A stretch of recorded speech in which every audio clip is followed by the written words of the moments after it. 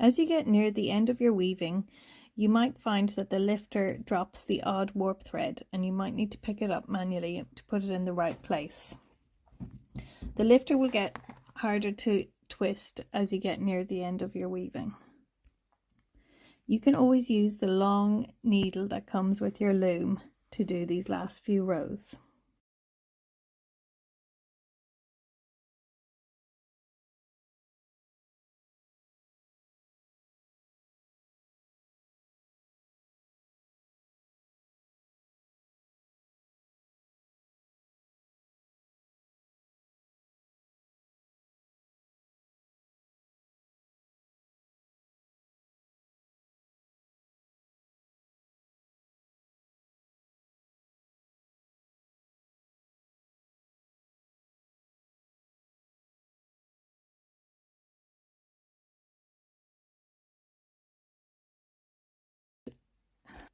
Cut the yarn and do another row of twining to finish off your weaving.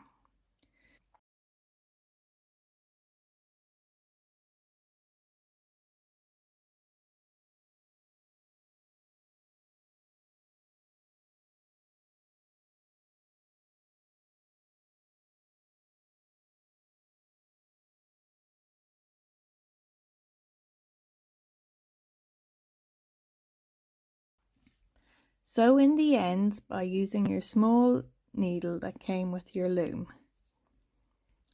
Go back through your weaving under and over a few warps and then bring the thread to the back and cut it short.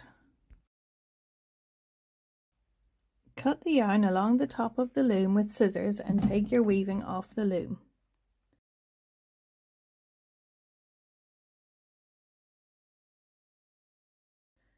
Knot the warp strings together in pairs along the top and bottom of your weaving and trim as required.